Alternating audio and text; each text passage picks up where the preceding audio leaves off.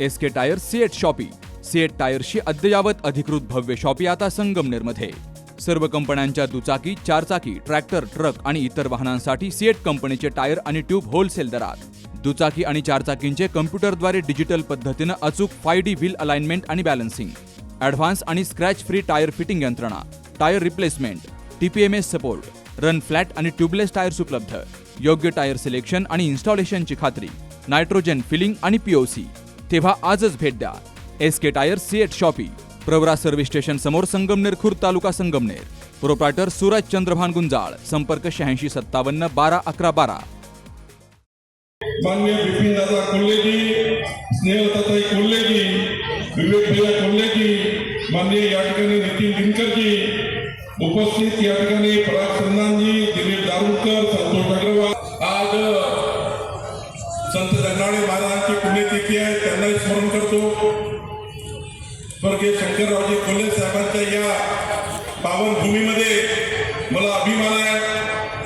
स्नेहलताताई, बिपिन दादा, विवेक भैया, खरं तर महाराष्ट्राच्या या भूमीमध्ये संपूर्ण जीवन समर्पित करणारा हा कोल्हे परिवार कोल्हापूर गावच्या जनतेकरता आपल्या सर्वांना समर्पित विकासाच्या भावनेने काम करत आहे. बंधू भगिनींनो, मी जेव्हा 2004ला आमदार झालो, आज 22 वर्ष मी विधिमंडळात आहे, पण मला अभिमान आहे, मी ऊर्जा मंत्री असताना 2014 मध्ये माननीय स्नेहलताताई कोल्हे निवडून आल्या.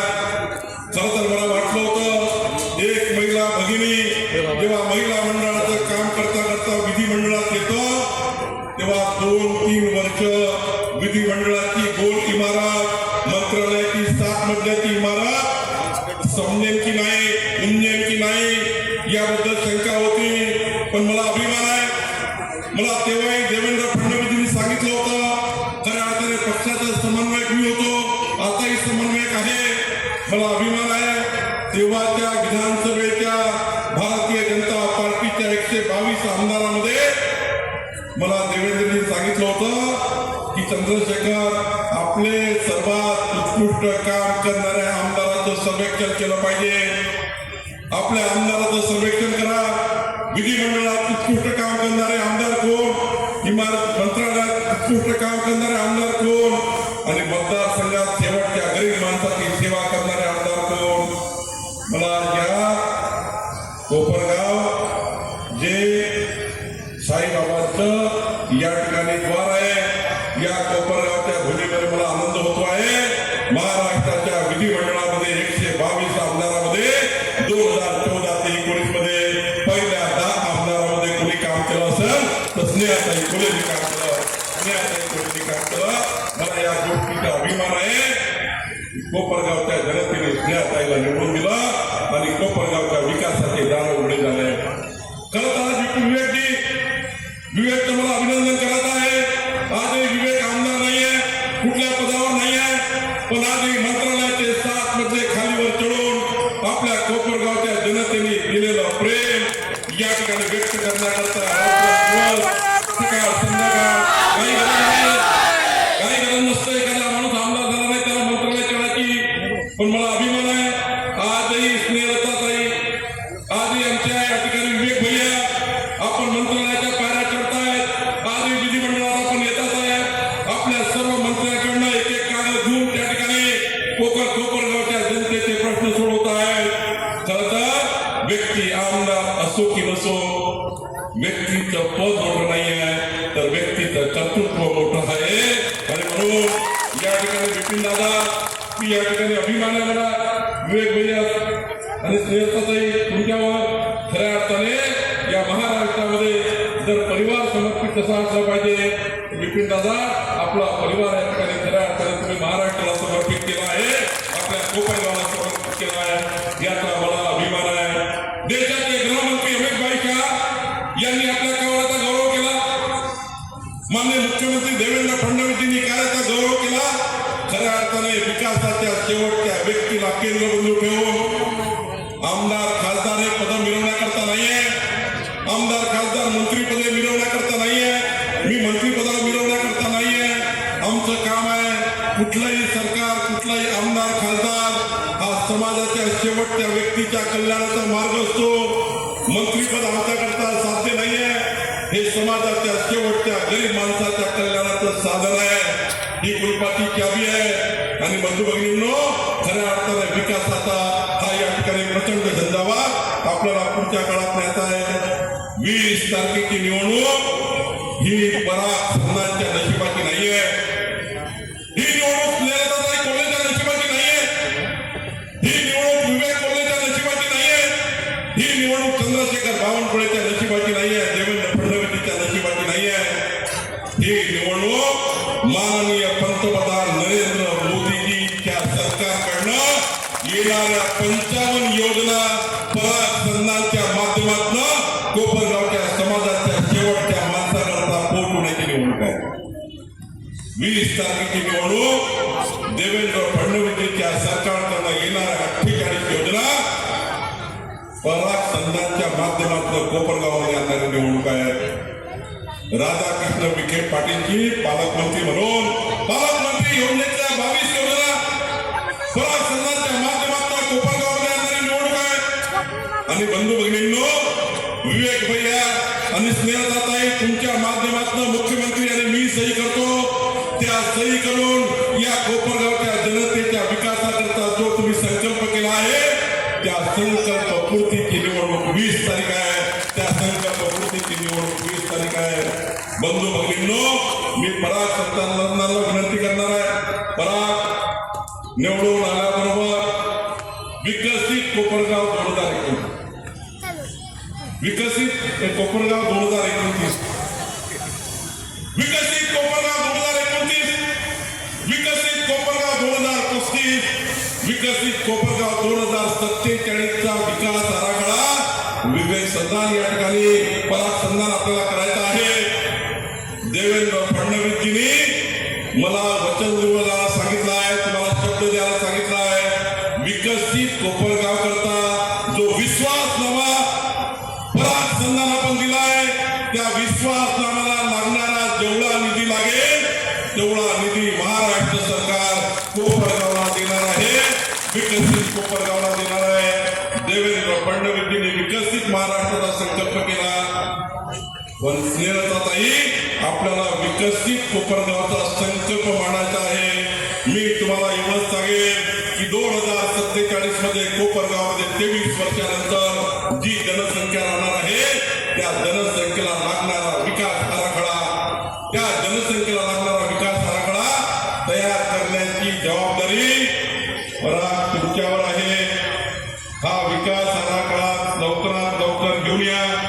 पहिल्या मजल्यावर माझं कार्यालय आहे. मी माझ्या कार्यालयात येऊन 6व्या मजल्यावर मुख्यमंत्री देवेंद्र फडणवीसची सही घेण्याची जबाबदारी माझी आहे. विकसित कोपरगावचा निर्णय बंधू भगिनींनो, खऱ्या अर्थाने आपल्या सरकारने माननीय देवेंद्रजींनी संकल्प केला आहे. आपल्या देशामधल्या मध्य प्रदेश, छत्तीसगडमध्ये जिथे जिथे भाजपाचं सरकार आहे त्या ठिकाणी लाडक्या बहिणीची योजना सुरू राहणार आहे. आणि महाराष्ट्रात जोपर्यंत देवेंद्र फडणवीसचं महाराष्ट्रामध्ये भाजपाचं सरकार आहे, महायुतीचं सरकार आहे, तोपर्यंत लाडक्या बहिणीची योजना सुरू राहणार आहे. आणि एवढंच नाही तर माननीय स्नेहलताताई तुम्हाला मी विनंती करतो, मी नागपूरमध्ये आता 2200 महिला बचत गटांना आमच्या लाडक्या बहिणीचे बचत गट तयार करून कोऑपरेटिव्ह बँक तयार करून आमच्या लाडक्या बहिणींना 1 लाख रुपये अनुदान एका बचत गटाला देण्याचा निर्णय आम्ही केला आहे. पराग निवडून आल्याबरोबर प्रत्येक वर्षी 500 महिला बचत गटाची यादी तयार कर. मी तुम्हाला या बचत गटांना 1 लाख रुपये अनुदान आणून देण्याची जबाबदारी या ठिकाणी घेण्याचा निर्णय करतो आहे. आपण काळजी करू नका. महिला उद्योजक योजना आपण आली आहे. आमच्या लाडक्या बहिणी करता हिरकणी महिला उद्योगाच्या माध्यमातून आपण कोपरगावच्या आमच्या लाडक्या बहिणींना हिरकणी महिला उद्योगाच्या माध्यमातून योजना आपण देणार आहोत. एवढंच नाही, तुम्हाला पंतप्रधान नरेंद्र मोदींच्या सरकारकडनं आमच्या लखपती दिदी करण्याची योजना या कोपरगावमध्ये आपण आणतो आहे. परागी जेवढी यादी करायची तेवढी करा. आमच्या कोपरगावच्या लाडक्या बहिणींना लखपती बंदिती करण्याचा निर्णय आपलं सरकार करणार आहे. बंधू-भगिनींनो, माननीय देवेंद्र फडणवीसजींनी आपल्याला वचन दिलं होतं, आपलं सरकार जर आलं तर महाराष्ट्रातल्या 45 लक्ष शेतकऱ्यावर 27,000 कोटी शेतकऱ्याच्या शेतातल्या विजेच्या पंपाचे बिल बाकी आहे. एक कमलाचं मत किती महत्वपूर्ण आहे बघा. तुम्ही कमलाला मत दिले, स्नेहलताताई आल्या. आता जर मी मंत्री झालो, आता देवेंद्रजी ऊर्जा मंत्री म्हणून त्यांच्याकडे कारभार आहे. मला अभिमान आहे, माननीय देवेंद्र फडणवीसजी मुख्यमंत्री झाल्यानंतर या महाराष्ट्रातल्या 45 लक्ष शेतकऱ्यांच्या शेतामधले विजेच्या पंपाचे 27,000 कोटी रुपये माफ करण्याचं काम देवेंद्र फडणवीस सरकारने केलं, आपल्या सरकारने केलं. आणि एवढंच नाही तर पुढचे 5 वर्ष एकही रुपया विजेचं बिल शेतकऱ्याच्या पंपात येणार नाही, शेतकऱ्याच्या विजेच्या पंपात येणार नाही. हा निर्णय देवेंद्र फडणवीस सरकारने केला. आणि आता तर देवेंद्रजींनी निर्णय घेतलेला आहे, तुमच्याकडे जे कोपरगावला वीज येतं ही आमच्या नागपूरवरनं येतं, चंद्रपूरवरनं येतं, भुसावळवरनं येतं, परळीवरनं येतं.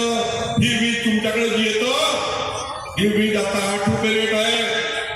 आमच्या कोपरगावच्या बहिणीने समजून घ्या, ही 8 रुपये विजेची रेट आहे. 2025 पासून 2029 पुढच्या 5 वर्षांनी या विजेचा रेट 12 रुपये होणार आहे. कोळसा जसा जसा महाग होईल तसं तसं विजेचं बिल वाढणार आहे. कोळशाचे रेट वाढले की विजेचे रेट वाढतात. 12 रुपयाची वीज या ठिकाणी कोपरगावच्या जनतेला परवडण्यालायक नाही आहे. आणि म्हणून आपल्या सरकारने निर्णय घेतला की 2029 मध्ये बोलताही आपण जेव्हा जनतेला मत मागू तेव्हा 12 रुपयाची वीज कोपरगावला देणे हे आपल्याला जनतेला परवडणार नाही. देवेंद्र फडणवीसने निर्णय घेतला, आता कोपरगावमध्ये मुख्यमंत्री सौर वाहिनी योजना येणार आहे. सूर्यप्रकाशावर वीज तयार होणार आहे. सूर्यप्रकाशाची वीज 2 रुपये 80 पैसे रेटनी तयार होणार आहे. 2 रुपये 80 पैसे रेटनी सूर्यप्रकाशावर वीज तयार होणार आहे. आणि कोपरगावला आपण 2029 मध्ये 2 रुपये 90 पैसे आणि तुमच्या घरापर्यंत आणण्याकरता जो खर्च लागेल तो खर्च मी तुम्हाला देवेंद्र फडणवीसच्या सरकारकडनं वचन देतो की 2029 मध्ये जेव्हा मी तुम्हाला कमळाला मत मागू तेव्हा खऱ्या अर्थाने कोपरगावची वीज 12 रुपये रेट नसेल 6 रुपये रेटने देण्याचा निर्णय आपलं सरकार करणार आहे. 6 रुपये रेटने विजेचा रेट आपण देणार आहे. आता तर पहा, माननीय पंतप्रधान मोदीजींनी सूर्यघर योजना दिली आहे. पंतप्रधान सूर्यघर योजना, या सूर्यघर योजनेचं 30,000 रुपयाचं सूर्यघर येतं. तुम्ही यादी बनवा, निवडून आल्याबरोबर ज्यांच्या बहिणी त्या ठिकाणी आमच्या लाडक्या बहिणी, तुम्हाला माझी विनंती आहे, 100 युनिट वीज वापरणारे 100 युनिट वीज वापरणारे जे ग्राहक आहेत त्यांच्या घरावर सूर्यघर लावत आहे. तुमचे या ठिकाणी बसलेल्यापैकी 60% लोक असे आहेत जे 100 युनिट वीज वापरतात. सर्व जेवढ्या झोपडपट्टीचे नाव आपण घेतले आहे, जेवढ्या नगराचे नाव आपण घेतलेले आहे ते सर्व 100 युनिटच्या वर वीज वापरत नाही. परा तुम्ही यादी बनवा. मी तुम्हाला प्रधानमंत्री सूर्यघर योजनेचे 5,000 घरं या कोपरगावला मंजूर करून देण्याची जबाबदारी मी घेतो आहे. 5,000 घरं. आणि सूर्यघर लागल्यानंतर पुढचे 15 वर्ष विजेचं बिल येणार नाही. पुढचे 15 वर्ष विजेचं बिल कोपरगावमध्ये येणार नाही, त्या घराला येणार नाही. ही सूर्यघर योजना आपण या ठिकाणी करत आहे. खरं तर मला या ठिकाणी एवढंच सांगत आहे, माननीय देवेंद्रजींनी मला महसूल मंत्री म्हणून जबाबदारी दिली. खरं तर या राज्याच्या इतिहासामध्ये कधी हा निर्णय झाला नाही. कुठल्याही सरकारने तुकडेबंदी कायदा निरस्त केला नाही. पण मला या ठिकाणी आपल्याला सांगत आहे, या महाराष्ट्राच्या 60 लाख घरांना, महाराष्ट्राच्या 60 लाख घरांना, कोपरगावच्या सर्व वस्तीमध्ये राहणाऱ्या लोकांना आता तुकडेबंदी कायद्याचा जो अडचण होती, 500 फुटाचा, 800 फुटाचा, 1000 फुटाचा प्लॉट घेतला. तुकडेबंदी कायदा नसल्यामुळं तुमच्या रईच्या होत नव्हत्या, नोकरी होती. आता मी तुम्हाला सांगतोय, पराग सर्व घरांची यादी तयार करा. मी सर्व घरांना तुकडेबंदी कायदा जिथे गेला त्या सर्व घरांच्या रईची लावून देण्याचं काम, सर्व घरांच्या रईची लावून देण्याचं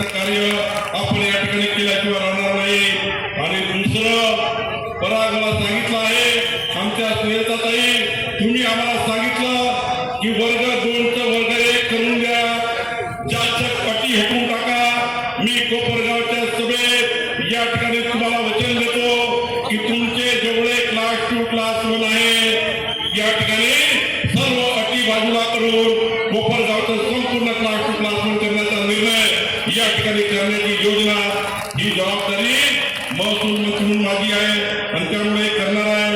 बंधू भगिनींनो, महाराष्ट्राच्या सरकारने कधीच निर्णय घेतला नव्हता.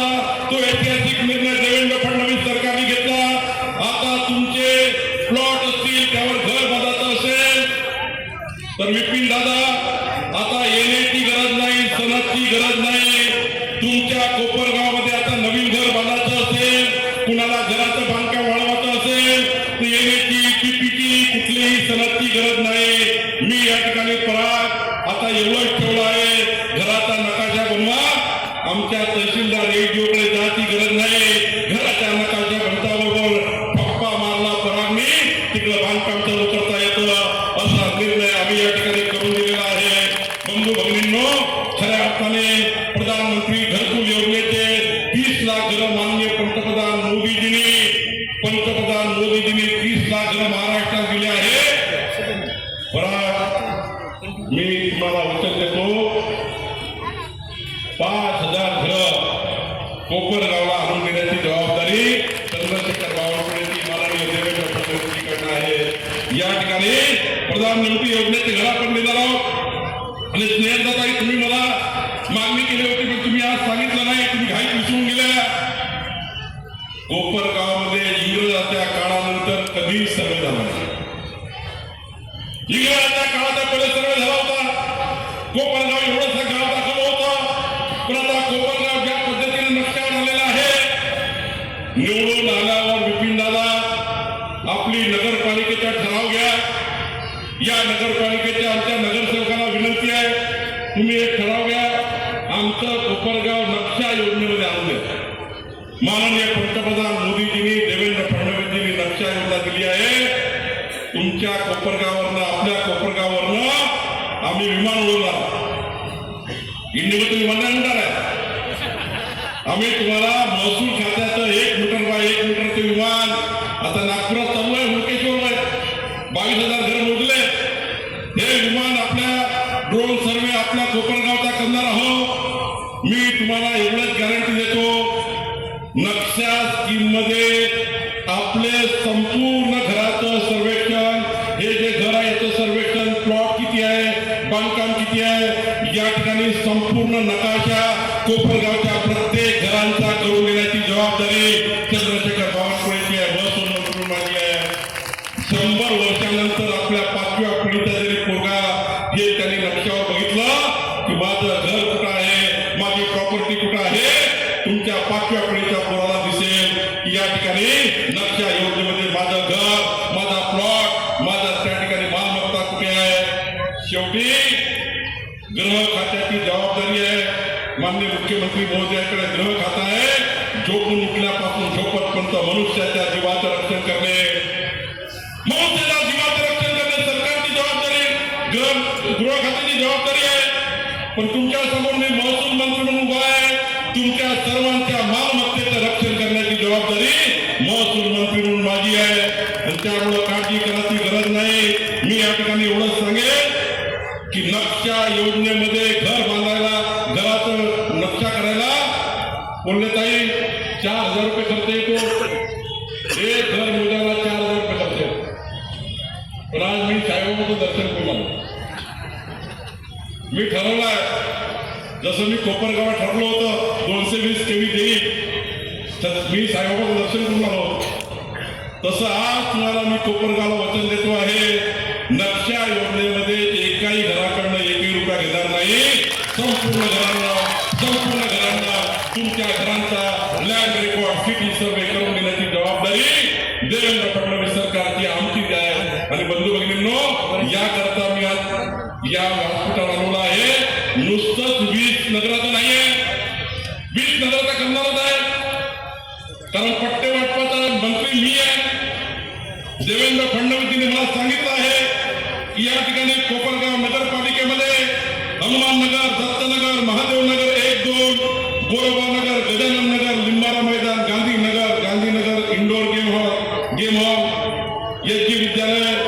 टिळकनगर, संजय नगर, सुभाषनगर 1, सुभाषनगर 2, लक्ष्मीनगर, शाहीनगर, येवला रोड, खडकी, जिजामाता नगर, टाकडी नाका. फुलेताई, तुम्ही निवडून आल्याबरोबर या सर्व घरांची यादी तयार झाली. उद्यापासून फॉर्म भरून टाका. आता आचारसंहितेत माहित नाही, पण फॉर्म भरा. मी स्वतः महसूल मंत्री म्हणून कोपरगावला येऊन तुमचे सर्वांचे पट्टे वाटप करून देतो.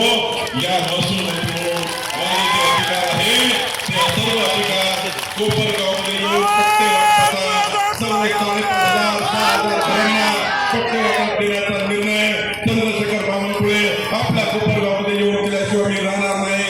एवढंच प्रवचन मी आपल्याला देतो. बंधू भगिनींनो, खऱ्या अर्थाने 20 तारखेच्या निवडणुकीमध्ये मी आपल्याला विकास सांगणार आहे. आज बघा, विकासाची 4 चाकाची गाडी कोपरगाव नगरपालिकेसमोर उभी आहे. कोपरगाव नगरपालिकेसमोर विकासाची 4 चाकाची गाडी उभी आहे. एक चाक माननीय पंतप्रधान नरेंद्र मोदींच्या योजनेचा आहे. एक चाक देवेंद्र फडणवीसच्या योजनेचा आहे. तिसरं चाक या विकासाच्या गाडीचं राधाकृष्ण विखे पाटीलजी पालकमंत्र्यांच्या याचा आहे. आणि चौथं चाक आमच्या स्नेहलताताई कोल्हेंचं आहे. 4 चाकाची विकासाची गाडी कोपरगाव नगरपालिकेसमोर उभी आहे. आणि या गाडीमध्ये पेट्रोल टाकण्याकरता चंद्रशेखर बावनकुळे या ठिकाणी कोपरगावमध्ये आला आहे. काळजी करू नका. या ठिकाणी आपल्या विकासाची गाडी घेऊन आपल्याला या ठिकाणी निघायचं आहे. बंधू भगिनींनो, तुमच्या समोर सवाल आहे. 4 चाकाच्या विकासाचे गाडीचे 4 चाक आहे. पेट्रोलची जबाबदारी चंद्रशेखर बावनकुळे घेतली आहे. आता 20 तारखेला कोपरगावला माझी विनंती आहे, या विकासाच्या गाडीचा ड्रायव्हर कोण राहणार आहे? विकासाच्या गाडीचा ड्रायव्हर कोण असणार? तुम्ही 20 तारखेला पराग संधानला प्रचंड बहुमताने विजयी करा. विकासाची 4 चाकाची गाडी कोपरगाववरून निघेल, मंत्रालयाच्या खाली येईल. मंत्रालयामध्ये पहिल्या मजल्यावर चंद्रशेखर बावनकुळेचे ऑफिस आहे. मी या विकासाचे सर्व संकल्प 6व्या मजल्यावर देवेंद्र फडणवीसजीकडे घेऊन जाईल. आणि जे जे काही विश्वासनाम्यात तुम्ही सांगितलं ते पूर्ण कामं या ठिकाणी फराग मी करून दिल्याशिवाय आपल्याला राहणार नाही. याकरता देवेंद्रजींनी मला पाठवलेलं आहे. बंधू भगिनींनो, दीपावलीमध्ये लक्ष्मीपूजन तुम्ही केलं का? दीपावलीमध्ये लक्ष्मीपूजा केली का? आमच्या बहिणी दीपावलीमध्ये लक्ष्मीपूजा केली का? तुम्ही बघितलं असाल, दीपावलीमध्ये लक्ष्मीपूजन करताना महालक्ष्मीजी कशा होती? तुम्ही बरोबर भावपूर्ण पूजा केली असाल तर महालक्ष्मीजी ही कशा होती? मग कोपरगावच्या विकासाची लक्ष्मी सुद्धा परागच्या कमळावर येणार आहे. माझे एक काम कराल का? मी तुमचे एवढे काम करून देणार आहे. पट्टे वाटप करणार आहे, प्रधानमंत्री घरं देणार आहे, क्लास टू क्लासरूम करणार आहे, ट्रक टर्मिनल करणार आहे. जेवढं सांगितलं तेवढं सारं करून देणार आहे. तर तुम्ही माझे एक काम कराल का? फक्त खरं सांगा. मग 20 तारखेला सकाळी लवकर झोपून उठा. 20 तारखेला सकाळी लवकर झोपून उठा. आणि मी जे काम सांगतो बरोबर शांतीपूर्ण ऐका. आजूबाजूच्या 10 घरांना सोबत घेऊन एकटं जात नाही. तुम्ही 10 घरं घेऊन 10 घराचे मतदार घेऊन मतदान केंद्रावर जा. कराल का माझं एवढं काम? तुम्ही आजूबाजूला सांगा, कराल का? तुम्ही 10 घराचे मतदान घेऊन जा. एवढ्या जोराने कमळाची, छत्रीची, कंपल्सरीची बटन दाबा. फक्त बटन तोडू नका, नाही तर परागचं नुकसान होईल. एवढ्या जोराने बटन दाबा. यानंतर कमळाच्या विरुद्ध लढण्याची कुणाची हिंमत होऊ नये. बंधू